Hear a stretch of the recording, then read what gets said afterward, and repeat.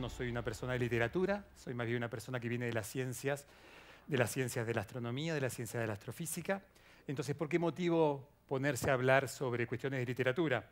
Pues bien, muchos de los escritores, tanto contemporáneos como de hace un tiempo, y en particular este personaje que vemos aquí, Dante Alighieri, data de unos cuantos siglos atrás, alrededor del comienzo del siglo XIV, pues bien, utilizan en sus escritos, en su poesía en particular de Dante, utilizan muchos conceptos astronómicos, ya sea porque la astronomía sirve como referencia para ubicarse en espacio y tiempo, ya sea porque el cielo desde siempre fue un elemento fundamental en toda la cosmovisión de no solamente los filósofos de la naturaleza, los que hoy llamaríamos científicos. En aquella época la ciencia todavía estaba en sus comienzos, pero todos estos escritores, pensadores de aquella época tenían entre su cultura la astronomía, el paisaje que veían, no solamente tenía que ver con la Tierra, también tenía que ver con el cielo, y el cielo era un elemento fundamental.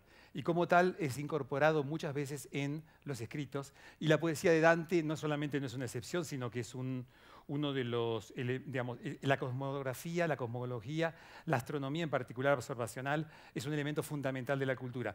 Recordemos un poquito, Dante escribe sobre la Divina Comedia, es un viaje de ultratumba, en el cual lo lleva desde el hemisferio norte al hemisferio sur, para una persona que jamás se había apartado demasiado de la península itálica. Entonces, las referencias celestes, las referencias de la astronomía permiten que el lector de aquella época, y hoy nosotros también, podamos darnos cuenta de que Dante efectivamente en pensamiento y un poco en persona viajó por el universo. No viajó por la superficie terrestre, viajó por el medio de la Tierra, pero bueno, es uno de los detalles que iremos viendo a continuación. Acá lo tenemos a Dante en un cuadro de Domenico da Michelino. Lo que vemos es Dante sosteniendo, es el divino poeta, o sea que Dante siempre está coronado por unos laureles, sosteniendo su obra cumbre, que es la Divina Comedia. Un escrito que se llamó inicialmente Comedia, puesto que comenzaba de una forma medio abrupta, medio ríspida en el infierno, pero tenía un final feliz cuando Dante finalmente se eleva a los cielos. Y el apodo Divina jamás Dante se le hubiera ocurrido colocarlo, se lo colocaron los escritores que vinieron luego cuando hablaron sobre esta obra de Dante Alighieri, esta poesía, y se dieron cuenta de que su trasfondo cultural, también científico de la época, era un elemento realmente que excedía todo lo conocido. Dentro de esta imagen, entonces, vemos que están representados no solamente los tres reinos de la Divina Comedia. La Divina Comedia es una obra que se divide en tres cántigas, bastante abultadas cada una de ellas se divide en el infierno, que es el comienzo, luego viene el purgatorio, el infierno está un poco representado, está representado aquí, el purgatorio está representado aquí, y el reino de los cielos, a donde Dante accede en el final de su viaje, está representado por las órbitas de los distintos planetas astronómicos que se conocían en esa época. El Sol incluso era uno más de los planetas, entre comillas, como astros errantes, que no cumplían el ciclo natural que cumplían las estrellas. Lo que vemos aquí entonces es nuevamente cómo este cuadro representa la obra completa de Dante Alighieri, con él como personaje principal, y cómo de a poco van apareciendo las tres cánticas en las que se divide la Divina Comedia, y sobre eso nos vamos a concentrar bastante. La cosmología de la época, la forma de concebir el universo, era básicamente una cosmología, o sea, una idea del cosmos centrado en la Tierra. Imagínense ustedes, van afuera del Parque Explora y durante la noche y ven que todo gira alrededor de ustedes. Naturalmente, ustedes saben que la Tierra no tiene un lugar especial, pero en aquella época la Tierra, el hombre que la habitaba, estaba como de alguna manera el centro de atención de la deidad. En otras palabras, es como que el universo giraba alrededor de nosotros éramos el centro, la Tierra que habitábamos era el centro mismo de la Tierra es hacia donde todos los cuerpos graves, los cuerpos pesados tendían a caer, pero la superficie de la Tierra los limitaba, y por ese motivo todo el cielo giraba a nuestro alrededor. Es natural entonces que la forma de concebir el universo fuese como un cuerpo terrestre, la Tierra esférica, pues ya para esa época se conocían las ideas de que la Tierra no era plana, sino que se veía cuando los navíos se alejaban de la costa cómo los mástiles iban descendiendo, se veía la forma de la Tierra en el perfil lunar durante un eclipse total de luna, cuando uno ve que la luna se va cubriendo en forma esférica y por ese motivo la Tierra como objeto cósmico no podía ser un cubo, por ejemplo. O sea, ya de esa época, ya con Aristóteles, ya estamos hablando siglo III a.C., IV a.C., luego los pensadores del medioevo ya sabían que la Tierra no era plana, pero todavía se pensaba que la Tierra era el centro del cosmos y de alguna manera la cosmología, la idea, la poesía de Dante se monta sobre ese tipo de universo geocéntrico, ¿de acuerdo? Entonces, vamos a ver que lo que retrata Dante en su obra es una imagen de cómo se concebía el cosmos en el medioevo, alrededor de 1300 de nuestra era. Eso lo hace una obra no solamente literariamente atractiva, sino que también un reflejo fiel de lo que conocían los eruditos de la época, puesto que Dante era un erudito, no solamente en poesía y en escritos, sino también en las cuestiones científicas de aquella época, podríamos llamarla, y cómo se retrata con palabras magistrales y una rima hermosa en digamos, en la Divina Comedia, pero también en otras obras de Dante, rimas de poética amorosa, etcétera, cómo se plasma todo eso en su obra. Y vamos a ver algunos extractos que son los que yo pude extraer, pero imagínense, hay más de 100 menciones explícitas o de breves fragmentos de la astronomía y la cosmología y la Divina Comedia. Es imposible mostrar todo, pero un poco queremos concentrarnos en algunas partecitas. Esta es un poco la cosmología medieval y el mundo donde Dante tuvo que vivir, donde vivía. Básicamente la Tierra se encuentra en el centro del cosmos, la Tierra formada por tierra, agua, luego venía la esfera del aire, la esfera del fuego. Atravesar la esfera del fuego implicaba ya elevarse hacia el mundo supralunar, o sea, lo que quedaba por encima de la órbita de la Luna. Y esto básicamente era lo que estaba formado por los elementos terrestres, llamémosle agua, aire, tierra y fuego. Luego la constitución de los distintos cuerpos astronómicos, inclusive la Luna para arriba, era una constitución etérea. De alguna manera los astros se montaban sobre esferas cristalinas que hacían su recorrido diario. Por lo tanto, cuanto más nos alejábamos del centro dado por la Tierra, con mayor velocidad se desplazaban Saturno con respecto a la Luna, por ejemplo, para cumplir el ciclo diario en un día como correspondía. Y eran cuerpos etéreos formados por un medio sutil, intangible, que era el éter de Platón, el éter de Aristóteles, y que, como correspondía a los elementos divinos, que eran los cuerpos astronómicos, tenían un movimiento que no era recto, como si fueran los objetos que caen hacia el centro de la Tierra, sino un movimiento circular, aquel movimiento que no tiene ni principio ni final, aquel movimiento divino por excelencia, el movimiento de los cielos. Eso era lo que caracterizaba a estos cuerpos astronómicos. Claramente, con el correr del tiempo, había unas herencias babilónicas, herencias del medioevo, donde se sabía que se pensaba que la Tierra, como objeto cósmico, flotaba sobre las aguas primordiales. No solamente eso, también tenía aguas superiores, aguas inferiores. Las inferiores surgían como si fueran fuentes de donde nosotros bebemos el agua. Las superiores eran evidenciadas como forma de lluvia. Con el tiempo, las opiniones sobre las aguas superiores e inferiores fue cambiando, pero los escritos eclesiásticos le dieron una materialidad.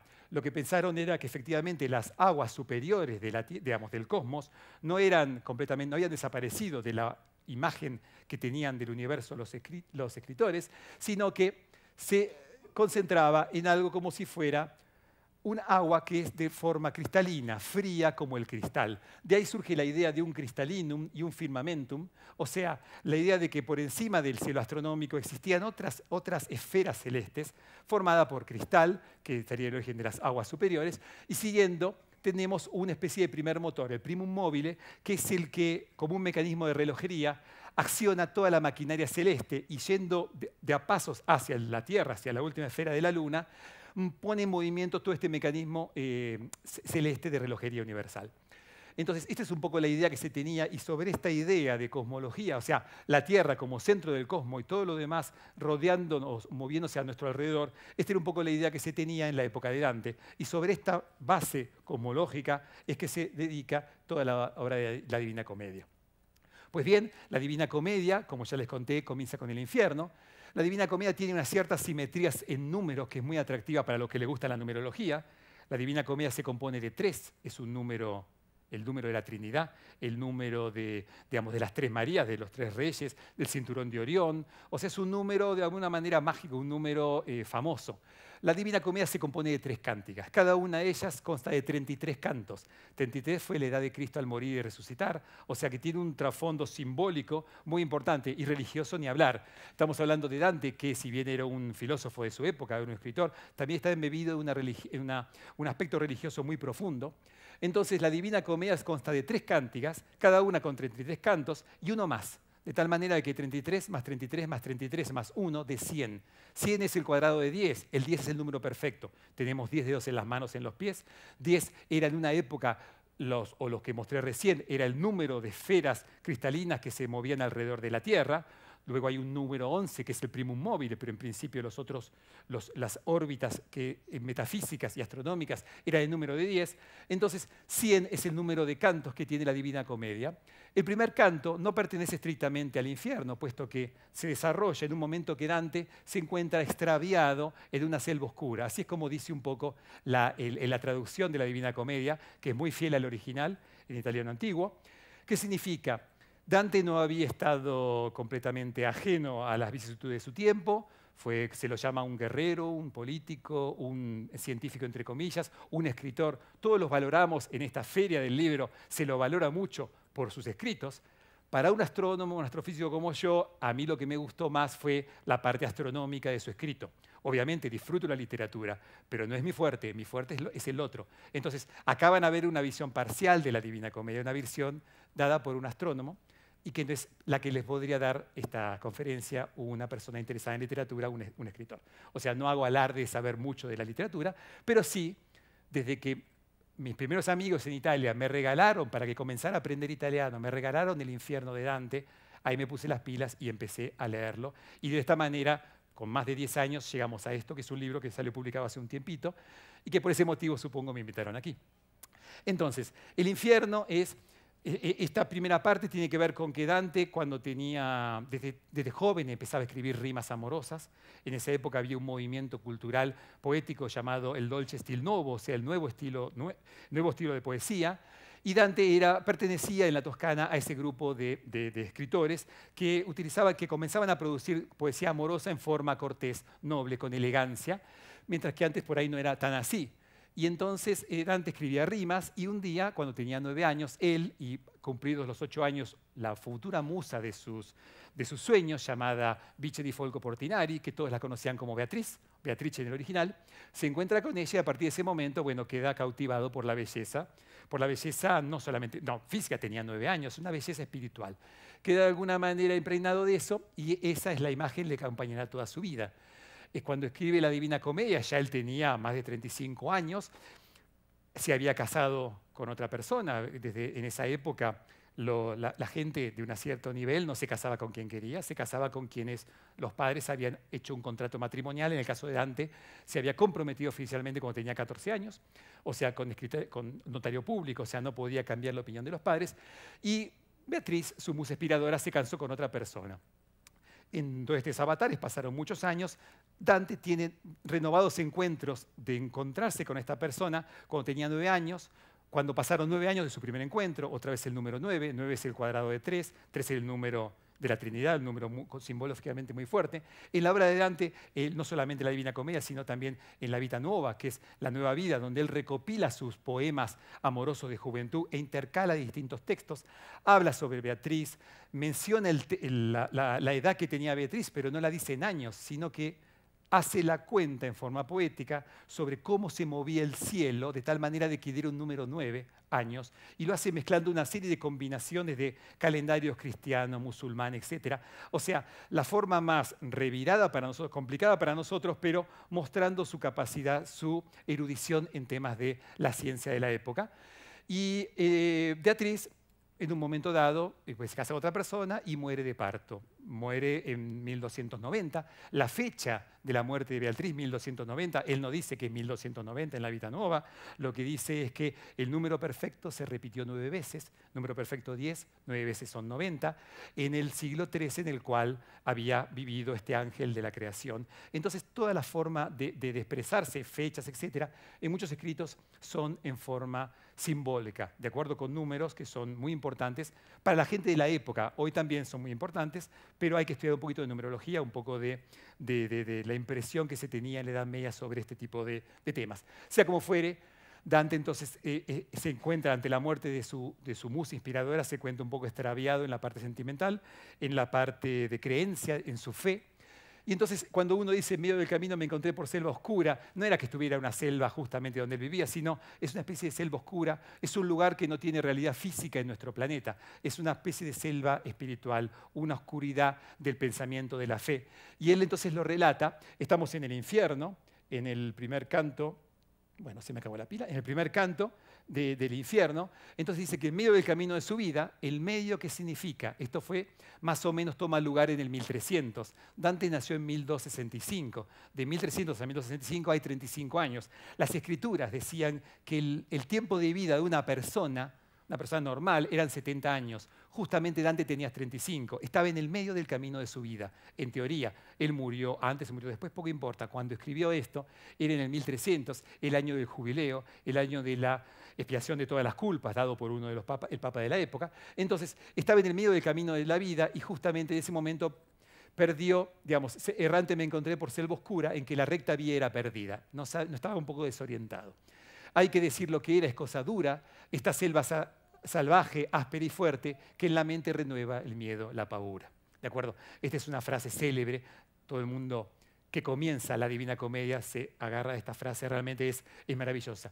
Y seguimos adelante, acá está una representación de Gustave Doré, de Dante extraviado en esa selva espiritual. Con el tiempo, con el correr entonces de los distintos cantos, uno ve cómo se va fabricando la cosmología, o sea, el viaje de ultratumba, en el viaje por el más allá de Dante Alighieri, que no lo hace solo. En el primer canto ya aparece a su lado Virgilio. Virgilio, el poeta clásico romano, nacido evidentemente antes de Cristo, y por lo tanto Virgilio podía acompañarlo, pero jamás podía ascender al cielo, puesto que él era pagano, él había nacido antes de Jesucristo. Su lugar por siempre, jamás, iba a ser en el limbo, el primer círculo del infierno. Sin embargo, él lo acompaña durante todo un recorrido. ¿Y el recorrido cuál es? El recorrido es prácticamente desde la selva oscura, que los pensadores la ubican cerca de Jerusalén, el centro, el ombligo de la creación, donde se ubica toda la parte de la cristiandad, y luego está el cono invertido de los círculos del infierno. Entonces, la Tierra es el centro geométrico del cosmos, y con el único hemisferio habitable es el hemisferio norte. En el hemisferio sur aún nadie había llegado, no había relatos de navegantes, etc. Se pensaba que por ahí estaba todo cubierto de agua, no había dónde poner a la gente el universo habitable. Entonces el monte Sión en Jerusalén estaba en su centro, y luego ahí se destacan el infierno, que es, como sabemos, donde se castiga a los pecadores. Los pecadores no tienen salvación, van directamente al infierno, y los distintos círculos, 9 en total, otra vez el número mágico de Dante, se van escalando de tal manera de que los mayores pecadores, los pecadores más importantes, si se quiere decir, los peores, están en el centro, con el centro completo, el centro geométrico de la Tierra, el lugar de mayor castigo para la humanidad. Entonces, es un cono invertido que está aquí, está puesto ahora cabeza arriba. Imagínense que Dante va subiendo desde Jerusalén, desde el norte, va subiendo hacia el hemisferio sur, y es un cono que se abre desde Jerusalén. En su vértice, claramente, se encuentra Lucifer, atrapado en las aguas congeladas del infierno, que está en el centro de la Tierra. Hoy en la concepción que tenemos del centro de la Tierra como un magma incandescente que da de alguna manera el calor a la Tierra es muy diferente de aquella época. Entonces el infierno se castiga a los pecadores. El purgatorio, que sería esto que está acá, es una montaña que en esta representación es muy similar al infierno. ¿Qué quiere decir? Que aparentemente una y el otro están relacionados causalmente. La construcción de ese hueco, digamos, cónico de la Tierra no está exenta de haber producido un monte inmensamente alto como el del purgatorio. Recuerden que el radio de la Tierra son unos 6.400 kilómetros. Imagínense la altura inmensa que tendría que tener este monte del purgatorio. Prácticamente arriba de todo, donde se encuentra el jardín del Edén, donde Dios dio el espacio, dio el lugar para que Adán y Eva estuviesen, queda por encima de la órbita del aire, del fuego de Aristóteles. O sea, son representaciones que hoy están bien, pero Dante jamás hizo ningún dibujo. De hecho, de Dante no conocemos ningún manuscrito de mano de pluma y letra de él. O sea, no conocemos ni siquiera la firma de Dante Alighieri. Todo lo que sabemos sobre él es sobre escritos por comentaristas, etcétera, que vinieron luego de él. Luego, todas estas imágenes que yo les muestro acá y las que puedan ver son todas imágenes a posteriori. Podemos ser anacrónicos. Realmente esas imágenes pueden tener nada que ver, pero muchas tienen realidad y están bien representadas. En particular, hay 9 círculos infernales que se van escalando hasta llegar al centro y luego, por una especie de conducto, rápidamente ascienden hacia el hemisferio inexplorado, hacia las aguas inexploradas del hemisferio sur y se encuentran en las playas del Purgatorio. Este es el monte de Purgatorio y el Purgatorio es el reino de la purificación. Es un reino, digamos, de ultratumba, de permanencia temporal, o sea, no tiene en realidad, una vez que viene el apocalipsis, el juicio final, sino que las almas van escalando distintas terrazas y se van purgando de todas sus penas, de acuerdo a las penas que hayan cometido, evidentemente. Los que están más abajo son los que de alguna manera es más difícil que comiencen a expurgar sus penas, por lo tanto los primeros escalones son más altos, más difíciles, en forma contrapuesta a los primeros círculos del infierno, puesto que caer en los primeros vicios es mucho más simple que caer en los últimos, que realmente requieren que uno sea un pecador fuerte. ¿De acuerdo? Entonces, esto se ubica en las antípodas de Jerusalén y esta es una representación topográfica de los 2 primeros reinos del más allá. El tercero ya se empieza a vislumbrar de aquí y sobre esto se maneja un poco todo el texto de la Divina Comedia. En el infierno, bueno, a uno como astrónomo le encanta ubicar donde los astrólogos, los fraudulentos, los falsos profetas se ubican en el infierno porque a uno no le gusta que hagan astrología y se aprovechen de la gente. Entonces, Dante ubica en el 8º círculo del infierno a los pecadores. Está muy cerca del último, está muy cerca del centro. Son aquellos que han defraudado a la gente que creyó en ellos y que les hicieron creer, o sea, los fraudulentos, los astrólogos, les hicieron creer a la gente común que eran capaces de mirar más allá, que eran capaces de vislumbrar el futuro, que eran capaces de mirar más hacia adelante de lo que una persona normal podía hacer. En el sistema fiel que sigue Dante de culpa y castigo, estos personajes están deformados en su lugar y están obligados a caminar dando reculones, mirando hacia atrás. Entonces Dante lo dice, hablando de los astrólogos y los falsos profetas, dice que como la vista hasta ellos descendía, la vista de Dante, me parecieron todos invertidos desde el punto en que el cuello les nacía. O sea, estaban invertidos, su cuello miraba en forma antinatural como si fuera un búho, hacia atrás. Los rostros hacia atrás están torcidos, van a tientas marchando a reculones, que de ver por delante están cohibidos. En otras palabras, como ellos anunciaban que eran capaces de mirar hacia el futuro, Dante los coloca en el infierno, en el 8º círculo, y los obliga a moverse en forma antinatural con el cuello mirando para atrás, como que es todo lo contrario a lo que hacían en vida. Esto está en el infierno, en el canto 20, estos son los versos 10-15.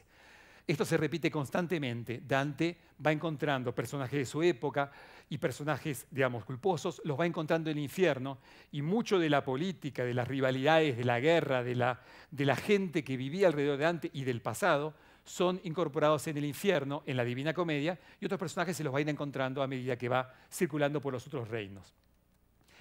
Llegan al centro de la Tierra y ahí se encuentran con Lucifer. Esta es una obra de Botticelli. Esta es un manuscrito que está dentro de la sección de incunables de la Biblioteca Nacional de la Argentina, en Buenos Aires. Y bueno, con un poquito de contraste se ve así. Y lo que vemos aquí es que Lucifer está justamente en el centro del centro de la Tierra. El ombligo está un poquito por encima del centro. Esa es la representación de Botticelli, no vamos a criticarla ni nada por el estilo. Pero aquí vemos como Dante y Virgilio, que es su acompañante, su guía, la imagen de la racionalidad dentro de todo ese caos que reinaba por la época y del cual Dante se aferra. Y Dante había sido un estudioso de Virgilio y lo considera como un maestro. Y entonces lo elige entre todos los poetas antiguos para guiarlo por este viaje ultramundano. Entonces se ve como Dante y Virgilio van llegando hasta el centro del cosmos, el centro de la Tierra, luego se aferran del cabello de este monstruo, Lucifer, Satán, y luego pasan al otro lado. Y lo que dice entonces Dante en su obra es que, bueno, cuando llegan al centro de la Tierra se aferran del cabello y luego de pasar un cierto punto, Dante se sorprende y Virgilio le explica, porque Dante se da cuenta de que cuando llegan hasta este punto, súbitamente se dan vuelta. como si fuera, yo venía caminando así, cuando paso el centro geométrico de la Tierra, me di vuelta y me quedo cabeza para abajo. Entonces, Virgilio se lo explica. Tu cabeza preocupada piensa en el centro en que me viste, así era el pelo del que el mundo orada, Lucifer. Mientras yo bajaba, allí estuviste, y al revolverme descendiste al punto que todo peso atrae de cuanto existe. Es una forma de decir que Dante y Virgilio habían atravesado desde un hemisferio por el centro de la Tierra hacia el otro. Acá traduce una idea aristotélica de que todo cuerpo grave, pesado, tendía a su lugar natural en forma rápida, lo más rápidamente posible, que es el centro de la Tierra. Ellos al llegar al centro de la Tierra, encontrar a Lucifer, se dan vuelta y Virgilio le explica esta cuestión de física aristotélica, que es una cosa que hoy conocemos todos, pero que bueno, está escrita en forma poética y bueno, muy bellamente como lo hace Dante, ¿no? Esto está en el infierno y estamos prácticamente en el último canto, o sea, estamos en el 34. Eran 1 más 33, estamos prácticamente terminando. Y a partir de aquí, Dante y Virgilio van a subir, fíjense lo siguiente, ¿no? Por la forma en que tanto la gente de un hemisferio como del otro pesan hacia abajo, hacia el centro de la Tierra, podemos decir sin sospecha de dudas de que Lucifer tiene tanto su cabeza como sus pies para arriba. ¿Están de acuerdo? Bueno, siguiendo con esto, entonces Dante lo que hace, y junto con Virgilio, van por una especie de conducto, lo llama la natural burela, es una especie de pasaje que lo lleva del centro geométrico del cosmos hasta el océano del hemisferio sur, donde en principio no había nada, pero casualidad ahí encuentran que aparecen en la isla, en una especie de isla sobre la cual se monta en la montaña del purgatorio. El purgatorio entonces estamos ya ahora con el purgatorio, esta es una representación, ya al final él dice que, bueno, subimos Virgilio, o sea, él primero y yo segundo, hasta el cielo para ver las cosas bellas por un resquicio de perfil rotundo, a contemplar de nuevo las estrellas. Durante todo su viaje ultramundano por el infierno, Dante no tiene referencia de ninguna estrella ni nada, porque estaban realmente en el reino de Lucifer. Estaban completamente bloqueados de mirar las estrellas. Y acá comienza el purgatorio. Dante aparece en las playas del monte Purgatorio, y se encuentra con esto. Muchos de ustedes por ahí reconocen que son esta constelación. Es una constelación señera del hemisferio sur. Para los que estamos bien por debajo del ecuador, no es el caso de ustedes, esto, alguien que me diga qué es. La Cruz del Sur, ¿de acuerdo? La Cruz del Sur que está apuntando para abajo. Dante se encuentra no con la Cruz del Sur, porque en aquella época la Cruz del Sur como constelación no existía, era una parte de la constelación del Centauro, pero sí se encuentra con unas cuantas estrellas que forman algo que uno se comienza a imaginar cómo Dante, que jamás había cruzado el Ecuador, jamás se había alejado del norte de Italia, cómo Dante podía imaginar este tipo de asterismos, este tipo de constelaciones. Pues bien, como dijimos recién, esta es la Cruz del Sur, conocida por nosotros. La pregunta que nos hacemos es, ¿Dante conocía la cruz o tan solo la imaginó? Se había basado en lecturas de los filósofos antiguos, de los navegantes. Marco Polo había llegado prácticamente hasta la isla de Madagascar, o sea, había viajado por debajo del Ecuador. ¿Pudo algún navegante antiguo haberla reconocido y haberla escrito y Dante haberse, digamos, enterado a través de algún navegante? No sabemos eso. Como fuera, es una casualidad, es una linda casualidad que Dante, una vez que llega al monte del Purgatorio y apenas comienza a escalarlo, se encuentra con una cruz, se encuentra con 4 estrellas que forman una constelación de este tipo, y lo dice de esta manera. También habla sobre Venus, que es el bello planeta, ¿sí? Y entonces dice que, bueno, sobre Venus, el bello planeta que conforta amores, hacía sonreír todo el oriente, velando en luz los peces precursores. Venus había surgido del horizonte por encima de la constelación de Piscis. ¿Está bien? Volví mi diestra mano y puse mente al otro polo y vi 4 estrellas que solo vio la primitiva gente. Cuando se volvió a diestra mano, ¿sí? Mirando hacia donde surgía Venus, está mirando hacia el sur. En otras palabras, ahí nos muestra que Dante efectivamente, no solamente en su escrito, sino que imagínense un lector de la época de Dante. Dante tenía que mostrarle que él en persona había logrado viajar hasta el hemisferio sur, donde se pensaba que no había nada, y él, en su escrito, en su Divina Comedia, coloca la monte del Purgatorio. Desde siempre se buscaba la ubicación geográfica del Jardín del Edén. Se pensaba que era una época de oro, una época dorada. Dante lo que hace es trasladar la ubicación temporal del Jardín del Edén a una ubicación espacial. La coloca en un lugar donde jamás ninguna persona había llegado, en el hemisferio sur, que era inexplorado, encima de un monte inmensamente grande. Arriba de todo estaba el Jardín del Edén, un lugar inaccesible, pero Dante en su viaje lo logra conocer. Entonces, Vi 4 estrellas que solo vio la primitiva gente. Con la primitiva gente se refiere a aquellos que son Adán y Eva, los primeros habitantes de nuestro planeta. Parecía gozarse el cielo en ellas, oh viudo septentrión entristecido, que estás privado de mirar aquellas. En otras palabras, la gente que vivía en el septentrión, en el hemisferio norte, en la parte septentrional del planeta, le era inaccesible ver la cruz del sur. En otras palabras, el septentrión no podía mirar aquellas estrellas. Cuando su luz de vista hube perdido, volvió un poco hacia el opuesto polo, donde el carro se había sumergido. El carro es una forma de llamar a la constelación de la Osa Mayor. ¿De acuerdo? En muchas culturas el carro, la Osa Mayor está muy cerca del polo, y él lo que dice es que cuando se mira para el otro polo, o sea, para el polo norte, se encuentra con el carro. En otras palabras, está ubicando ya en el primer canto del Purgatorio al lector de la época, dónde se hallaba él y cómo el Sol modificaba un poco su curso de acuerdo a dónde estaba el observador, en este caso terrestre. Hay toda una serie de conjeturas sobre Venus, Piscis, Semana Santa, el Sol en Aries, el amanecer. Estamos efectivamente, los dantistas saben que estamos en nuestro 4.º día de viaje. Como el viaje de Dante había comenzado en la noche del Jueves Santo, estamos prácticamente en la madrugada del domingo 10 de abril. Es el día de resurrección, es el día de la Pascua de aquel año. Y en 1300, como dijimos, ese número simbólico muy importante era el año, digamos, de la remisión de los pecados de aquella época. Entonces, todo es muy simbólico y hay mucho de astronomía, y esta es una parte donde, con hermosas palabras, Dante nos dice las constelaciones que ve en el cielo. Pero también hay un punto de vista alegórico, o sea, esas 4 centellas, esas 4 estrellas, no tienen por qué ser ninguna cosa del cielo real, puesto que Dante no tuvo por qué haberlas visto o conocido. Entonces, quizá los dantistas cuentan como que podría tratarse de las 4 virtudes cardinales, que es más que nada una forma de interpretar los escritos de Dante desde el punto de vista alegórico. Estas son la prudencia, la justicia, la fortaleza y la templanza, que son innatas de la humanidad, propias de la primitiva gente y luego perdidas por el pecado original de Adán. ¿De acuerdo?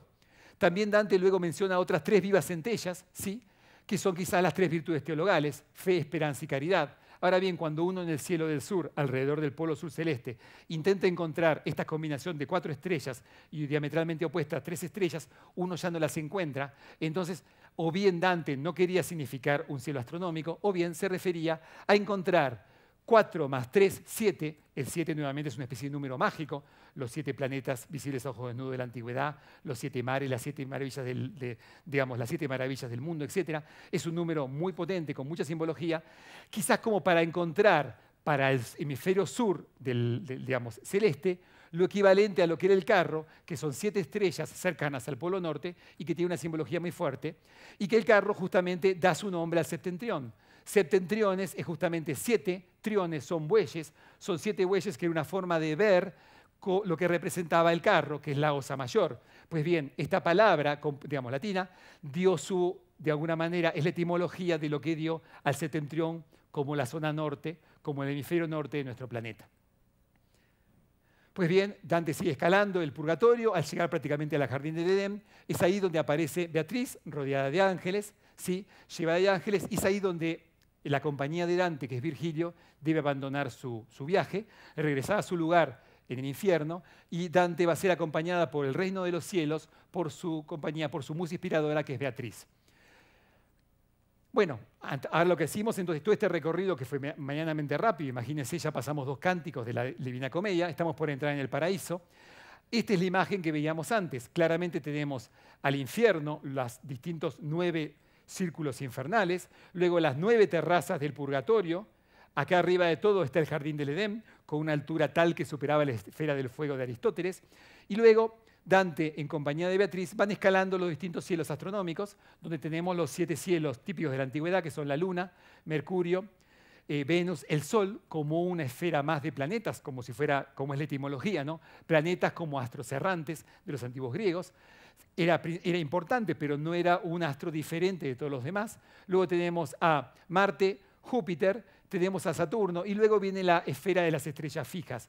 Estrellas fijas en el sentido de que giraban alrededor de la Tierra, pero entre ellas no había un movimiento relativo. Por lo tanto, estaba como si fueran fijas a una misma esfera cristalina, y entre ellas no había desplazamiento. Luego, como dijimos, también está el primer motor, y luego un cielo metafísico, que es el Empirio, lugar digamos, de ubicación de los santos, de los ángeles y los personajes ilustres. Entonces, Dante, en compañía de Beatriz, va escalando cada uno de estos círculos, y es el cielo astronómico y espiritual del paraíso. El cielo astronómico es este que está acá, el cielo espiritual es uno que Dante coloca, ¿sí?, alrededor de una deidad, como si no solamente hubiera un centro del cosmos, un centro en el centro geométrico de la Tierra, donde estaba el centro del mal, Lucifer.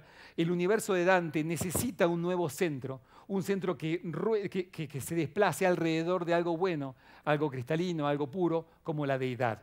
Entonces Dante, hasta aquí tenemos la cosmología medieval. Todo esto es de alguna manera incorporado en la poesía de Dante. Algunos escritores antiguos ya lo habían anunciado, las jerarquías de ángeles que rodeaban a Dios. Dante lo que hace es describirlo como si un viajero de la tierra efectivamente estuviera ahí y lo mirase. Eso es nuevo y lo hizo con palabras poéticas de muy alto, con forma magistral. Entonces, más allá del universo astronómico, se halla el cielo espiritual, el empirio, que es un universo hecho de pura luz, donde está la mente de Dios, ¿sí?, y que gobierna la jerarquía, con una jerarquía de ángeles, digamos, mueven el cielo astronómico. A cada ángel se le asigna un cielo astronómico. Los ángeles inferiores se encargan de la luna y los más cercanos a la deidad se encargan de mover el 10º círculo, que es el del empirio, con una cierta jerarquía angelical que es típica de la Edad Media. Lo que vemos aquí es, como decíamos antes, cada uno de estos círculos se mueve gradualmente de forma más veloz, que es lo contrario de lo que sabemos hoy. Hoy sabemos que Mercurio y Venus se mueven rápido, Saturno y Júpiter se mueven lento, pero esa era la idea que se tenía de la época. Todo el cielo giraba alrededor de la Tierra. Los que están más alejados del centro de giro tienen que moverse más rápido para cumplir la órbita diaria.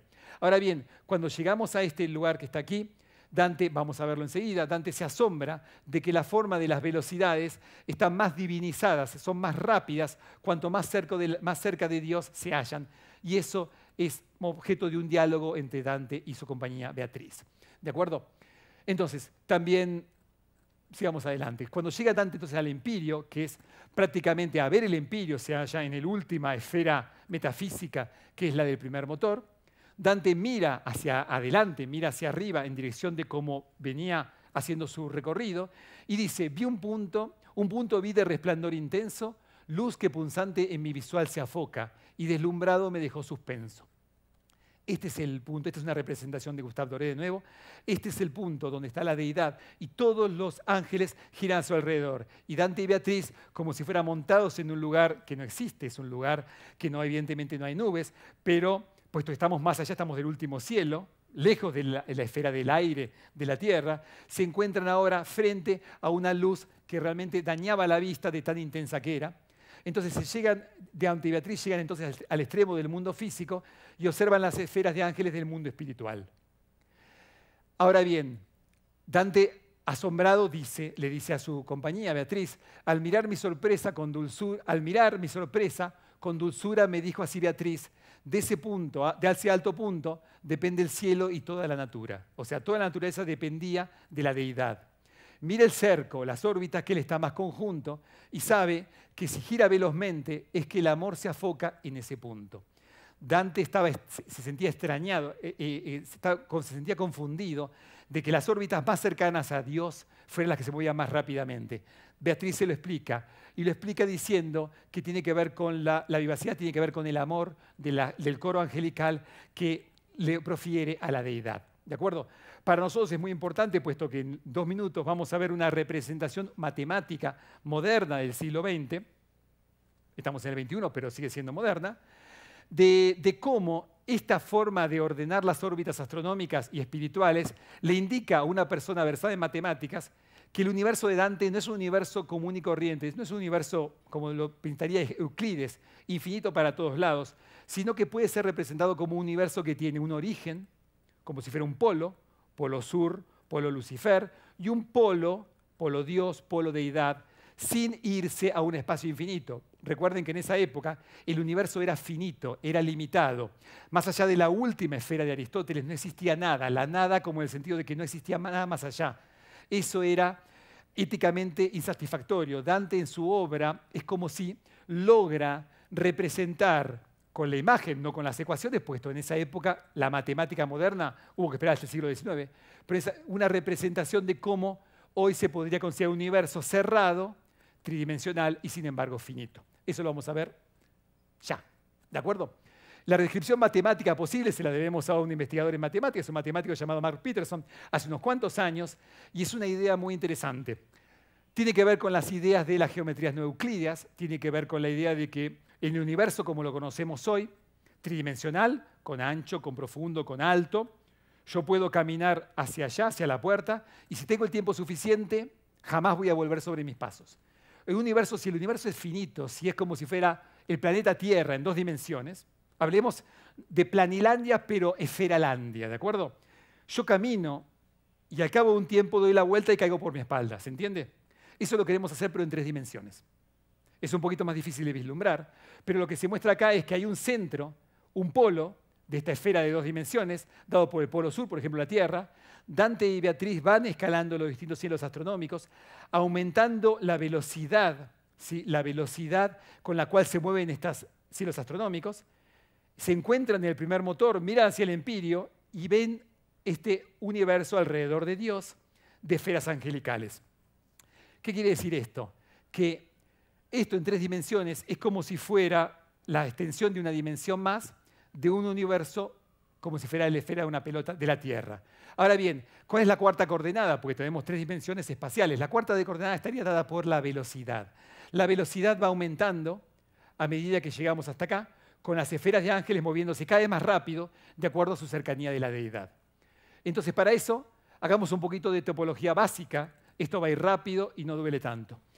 Como fuera, tenemos que la bola la definimos como un objeto macizo, como el disco, y la circunferencia es una 1 esfera. 1 esfera significa circunferencia. 2 esferas significa la superficie, no el interior del planeta Tierra. ¿Se entiende? Todos son, de alguna manera, son espacios que se cierran sobre sí mismos. La circunferencia tiene solamente una dimensión. Yo camino para allá y no tengo forma de mirar ni para la derecha, para la izquierda, ni para arriba, ni para abajo. Yo tengo una única dimensión para moverme. En la esfera terrestre tengo latitud y longitud. O sea, puede moverme bajando por un meridiano o yendo por uno de los paralelos. Tiene 2 dimensiones. Luego, una 2 esfera, ¿sí? Es como si fuera la superficie, no el interior, la superficie de una pelota, la superficie de la esfera terrestre. Ahora bien, ¿cómo hago yo para formar una 2 esfera a partir de una esfera con su contenido? Agarro este disco y lo deformo. El disco vivía en una sola dimensión. Lo deformo, vivía en 2 dimensiones, perdón, este disco. Bien. Y yo lo deformo en la 3ª dimensión. Al deformarlo y unirlo por el ecuador celeste, unirlo por su ecuador, perdón, formo una 2 esfera. Queremos hacer exactamente lo mismo que hicimos acá, pero con una dimensión más. Esto es visible, puesto que en 3 dimensiones podemos ver la superficie de una pelota. Ahora ver cómo una 2 esfera se deforma para formar una 3 esfera requiere una dimensión más. Vivir en 4 dimensiones no es tan fácil de hacerlo. Pero veamos, intentémoslo. La forma de moverse por la superficie terrestre es ir desde un polo hacia el otro, cruzar el ecuador, ir al polo sur, volver, cruzar el ecuador y llegar a donde partimos. Eso es posible en un universo que es no euclidio. La pelota no es un plano, la pelota es esférica. El universo de Euclides del siglo III a.C., yo podía caminar y jamás encontraba el borde. El universo infinito para todo lado que se me ocurriera ir. Esto es un universo que es finito. Yo gasto una cantidad limitada de pintura si quiero pintarlo. Es finito. Sin embargo, no tiene ningún borde. Entonces, es satisfactorio desde el punto de vista estético para una obra poética. ¿Cómo hago para ver este viaje de circunnavegación del planeta? Pues bien, en una dimensión menos lo hago así. Con los discos voy hasta el ecuador, identifico estos puntos, voy hasta el otro polo, identifico estos puntos y bajo. Pues bien, cuando pasemos a la diapositiva siguiente, esto va a estar dado en una dimensión más. Esto es lo que hace Dante. Sale del polo Lucifer, llega hasta el extremo de las órbitas planetarias, en el Empirio, en el primer motor, y luego mira hacia Dios, que es el otro polo, y si quisiera pegar la vuelta lo podría hacer, puesto que es un universo limitado. Ahora está. Entonces la forma de verlo es identificar esta vez no los ecuadores de estos discos, sino la superficie de dos dimensiones de las 2 esferas. Si yo las identifico, formo, matemáticamente hablando, una tresesfera. Imagínense la tresesfera como una pelota, pero en vez de tener 2 dimensiones, tiene una dimensión más. ¿De acuerdo?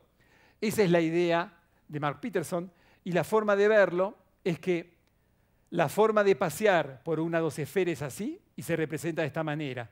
La forma de pasear por una 3 esfera es partir del centro geométrico de la Tierra, recorrer todo el infierno, llegar por las esferas astronómicas, llegar hasta el primer motor, mirar para adentro, veo la Tierra como un objeto modesto, sin ningún nivel de importancia, desde esa altura a donde están Dante y Beatriz, pero cuando miran para el otro lado, este punto A, son Dante y Beatriz, se identifican con esto, y miran hacia las esferas angelicales y miran hacia Dios. Este es el recorrido que hace a partir del momento en que Dante ve la deidad y las órbitas angelicales. Esta es la forma de interpretarlo. Esto es el círculo de la Tierra, digamos, de las esferas astronómicas. Este es el círculo de la deidad. Y la pregunta que nos podemos hacer es si Dante realmente viajaba así. Estamos en forma anacrónica asignándole a Dante una idea de la matemática del siglo XIX, las geometrías no euclidias, que fueron las que luego dieron paso a que Einstein, de alguna manera, pudiera imaginar su universo de la cosmología. El universo de Einstein, la relatividad general, de la cosmología del comienzo del siglo XX, todo el mundo sabe quién fue Einstein, todo el mundo sabe que la cosmología se ayudó mucho de las ideas de la gravitación de Einstein. Pues bien, el modelo inicial de Einstein para la cosmología era un universo finito. O sea, la idea de universo infinito, algo que es inconmensurable, algo que nadie puede llegar y tocar, imagínense un universo infinito. O un universo que es finito pero que tiene un borde. Entonces la pregunta que uno puede hacer, si se la hacía Simplicio del siglo a.C., si es finito, yo llego hasta el borde y saco el brazo. ¿Mi brazo pertenece o no al universo? Sí. Entonces ese borde no existe, lo corro un poquito más allá. Y así siguiendo, el universo no puede tener un borde. Entonces la idea de un universo con un borde de alguna manera era fea y no le gustaba a la gente, ni siquiera a los cosmólogos del siglo XX. Dante concibe un universo formado como una 3 esfera. ¿Y la idea cuál era? Que el universo tenía que ser finito, tenía que ser limitado, porque era difícil de una especie de origen que nadie sabía cómo era, generarse algo infinito. Y la idea de Einstein era que el universo a grandes escalas tenía que ser homogéneo e isótropo. Homogéneo significa que aquí o en Andrómeda las situaciones del universo son similares. Isótropo significa que en cualquier dirección que yo miro, veo lo mismo estadísticamente hablando. En otras palabras, que el universo no tiene ni una arriba ni una abajo, ni una derecha ni una izquierda. En la Tierra es difícil porque la Luna está allá y no está allá. No hay isotropía. Pero cuando hablamos de cosmología no hablamos del lugar local del cosmos con el que estamos nosotros, ni siquiera de nuestro grupo local. Hablamos de grandes escalas astronómicas y en eso el modelo de Einstein se aplicaba muy bien. El modelo de Einstein es una 3 esfera. El modelo que Peterson propone para el universo concebido mentalmente y en la poesía de Einstein es una 3 esfera. En otras palabras, la idea de circunnavegar una 3 esfera es posible, es un universo finito, y de esa manera Dante resuelve en forma poética una incomodidad filosófico-religiosa que se tiene en la época. La idea de que hubiera un centro del mal y no hubiera un centro del bien, de la deidad, de lo hermoso que era la deidad. Dante entonces lo que logra es ver, y esto lo hace con palabras, en su misma obra, charlando con Beatriz en forma poética, dice que donde están ellos parados es un lugar de excelsa homogeneidad, de excelsa igualdad en cualquier sentido. Eso en términos modernos significa homogeneidad. Y en cualquier dirección que uno se le ocurra ir, Dante fue subiendo por este recorrido, por ejemplo. Pero si hubiera subido aquí, por la identificación del modelo matemático, en cualquier dirección que yo voy, salgo de un mini universo y llego a otro universo. Entonces hay isotropía, hay igualdad en cualquier dirección. Obviamente Dante Alighieri de 1300 y pico no lo dijo de esta manera, lo dijo en términos poéticos. Y justamente aspectos que los dantistas encuentran confuso de la obra, cuando uno lee la Divina Comedia pasa más tiempo leyendo el estudio crítico que la obra en sí, porque uno aprende mucho y luego disfruta la poesía. Los críticos se habían mostrado confusos en determinados pasajes que son justamente lo que estamos hablando ahora. En otras palabras, Dante pudo haber tenido la concepción, imaginar un universo de una dimensión más, o sea, de 3 dimensiones, y que sin embargo fuese finito. Es una idea que luego surgió recién por los matemáticos de geometrías no euclidias en el siglo XIX, Con Dante estamos hablando de una idea poética que surgió en el 1300 y algunos años más. La idea entonces es que el mundo material era geocéntrico y el mundo espiritual de Dante resulta no solamente geocéntrico, sino también teocéntrico, como que todas las esferas de ángeles giran alrededor de la deidad, de Dios.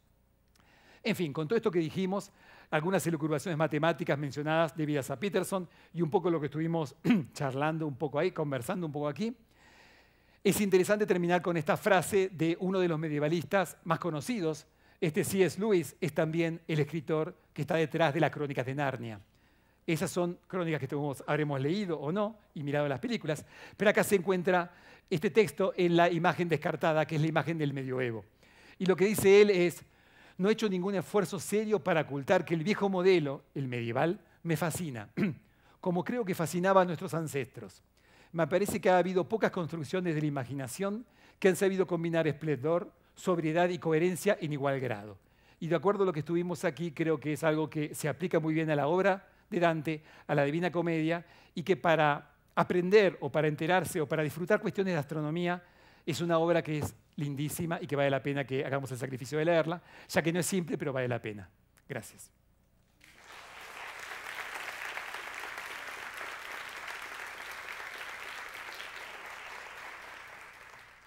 Buenas tardes y muchas gracias por la charla. Bueno. Yo creo que además de interesante, pues lo deja uno con muchas inquietudes de cómo cuando uno lee no hace ciertas interpretaciones. Yo actualmente estudio astronomía y quisiera saber qué otros libros de la literatura clásica tienen referencias a la astronomía. Ay, te ubiqué, perfecto. A ver, de la literatura clásica, de ficción o de escritores filosóficos. A ver, de astronomía está lleno por todos lados, puesto que la astronomía es una parte integral de las sociedades previas al siglo XX, que comenzamos a contaminar el cielo y que dejamos de tener a las estrellas y al cielo como una compañía constante cuando salíamos. Entonces, en general, todo tipo de literatura más moderna es un poco forzada. Uno coloca el cielo quizás para dar alguna referencia astronómica, quizás para señalar algún momento del año. Ha habido escritores célebres que se han confundido de los eclipses. O sea, determinada fecha distribuyen los astros, los alinean la Tierra, el Sol y la Luna, y por la descripción dicen que es un eclipse total y que por ese motivo el crimen sucedió. Y cuando uno se fija la distribución es un eclipse de luna, no es un eclipse de sol, por lo tanto, mucho no cambió. O sea, la astronomía era algo más frecuente muchos años atrás. Hoy está metiéndose en la literatura en forma tangencial. Autores específicamente, los antiguos autores, digamos, todos tenían que ver con la astronomía en general. O la idea del cosmos que se tenía en esa época, la forma en que se desplazaban los astros, etc. En cuestiones de literatura de ficción actual, pues bien, algunos escritores los deben tener. Yo estuve mirando algunos. Hay algunos cuentos de Cortázar que tienen que ver con la astronomía. La trama celeste son cuentos que aparecen y que hay elementos de astronomía. También El astrónomo. O hay mucha poesía que tiene que ver con la astronomía, con las estrellas fugaces. No sé, Giacomo Leopardi, un italiano ya del siglo XIX, me parece, hablaba sobre las estrellas fugaces que suceden el 15 de agosto. Y lo relaciona con cuestiones de mártires, que son de alguna manera, que el cielo finalmente llora con estrellas conmemorando la muerte de tal o cual mártir. Y ahí aparecen las estrellas fugaces. Y la luna aparece en todos lados, son referencias astronómicas ubicuas que aparecen todo el tiempo y que, bueno, uno cuando le gusta el tema tiene la antenita parada y las trata de detectar. Y si uno sabe un poquito, le gusta encontrar el error.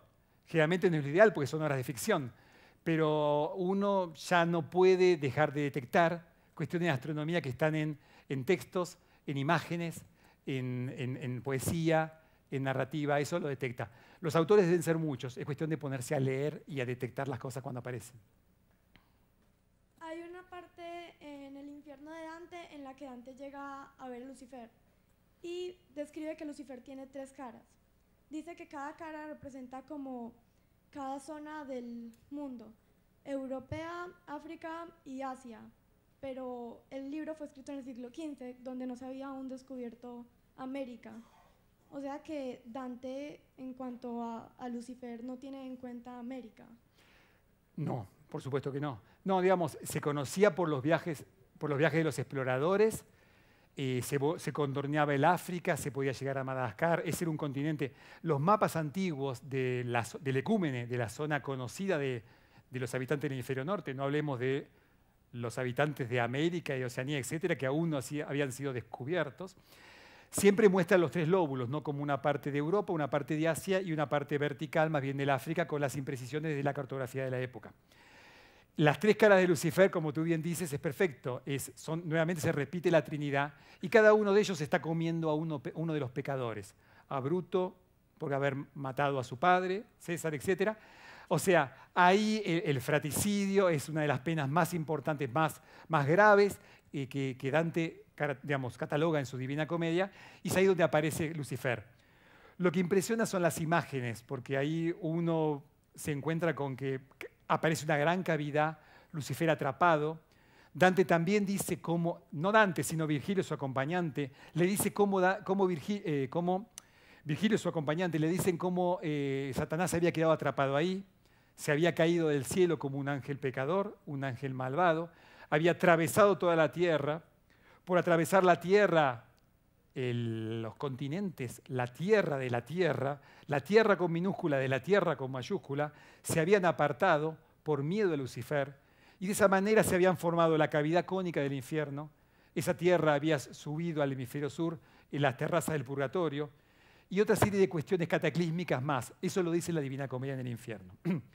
Entonces, claramente hay continentes que no aparecen, hay zonas que no aparecen, y por ahí a Dante no le interesaba. Para él un poco el universo conocido iba desde el Ebro, en la península ibérica, hasta el Ganges en la India. Esos eran dos ríos muy importantes que limitaban el mundo. Luego teníamos al monte Sión, que es una especie digamos, de torre que se eleva en Jerusalén, y el monte del Purgatorio que se eleva hacia abajo. Si ustedes se fijan, estos ríos con estos dos montes forman una especie de cruz. Nuevamente, Dante en toda la simbología hace figurar el cristianismo, la simbología cristiana. Dante, era un religioso de su época y estaba embebido en una religiosidad inmensa. Entonces eso aparece, la Trinidad, la cruz, y en cuanto rasgo aparece de su obra, uno detecta esas pequeñas partículas, ¿no? Pero es cierto, lo que tú dices, había tres caras en un Lucifer abominable de alguna manera. Sí. Muchas gracias a todos.